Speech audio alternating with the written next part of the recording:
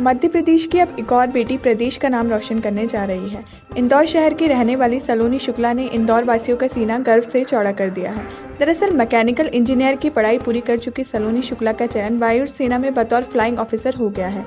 सलोनी जल्द ही वायु सेना में अपनी सेवाएं देंगी। सलोनी का वायु सेना में जाने का शुरुआत से ही सपना था। सलोनी इससे पहले 7 बार परीक्षा दे चुकी है। उन्हें यह सफलता 8वीं बार मिली है।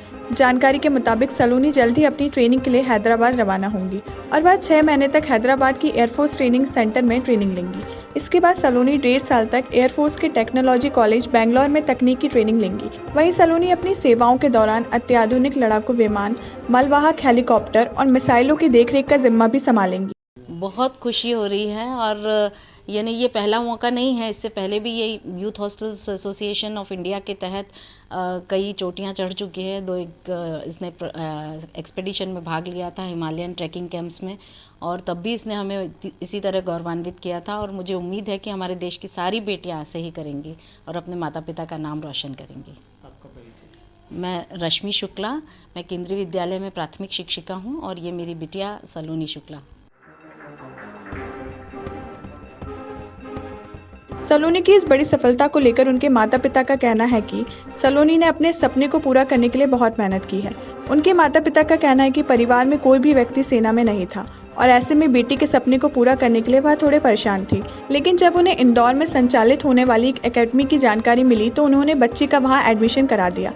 सलोनी के परिजन बताते हैं कि उसने 7 बार परीक्षा दी, लेकिन इसके बाद भी उसे सफलता नहीं मिली।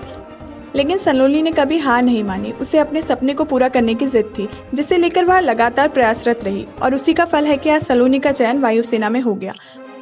बेटी ने, जैसा इन्होंने बताया कि इनके मेंटोर थे, उनके मार्गदर्शन में तैयारियां की थी और हमने इसको शुरू से सपोर्ट किया था। अपने इसको इंडिपेंडेंट बनाया शुरू से, और हालांकि ये कई बार असफल भी हुई तो उससे भी हमारा थोड़ा सा आत्मविश्वास डगमगाने लगा था। लेकिन जिस तरह से इसको हम मेहनत करते हुए देखते थे तो फिर से उसको हमको अपना आत्मविश्वास लगता था कि नहीं ये करेगी, इसलिए हमने हमेशा इसको सपोर्ट किया। वहीं अपनी सफलता को लेकर सलोनी का कहना है कि सफलता पाने का कोई शॉर्टकट नहीं होता और एक ही शर्त है, जो सपना आप देखते हैं उसे पूरा करने के लिए आपको लगातार काम करते रहना पड़ता है। वहीं सलोनी का कहना है कि उन्हें बेहद खुशी है कि वह जल्द ही सेना में रहकर देश की सेवा करेंगी। सलोनी बताती हैं कि उनके माता पिता दोनों ही सरकारी सेवा में हैं। साल 2009 में जब उनकी पोस्टिंग गुजरात हुई थी तो वहां सेना के अधिकारियों से प्रभावित होकर सलोनी ने ठान लिया था कि उसे सेना में जाना है। तभी से लगातार अपने प्रयासों के साथ सलोनी ने आज अपने सपने को पूरा कर लिया है। तैयारी तो देखिए पूरी पर्सनालिटी की करनी पड़ती है। ओवरऑल आपको अपने ज़िम्मेदारियाँ घर पे निभाना और स्कूल में, कॉलेजेस में अलग अलग एक्टिविटीज़ में पार्ट लेना, इन सारी चीज़ों से ही तैयारी बनती है।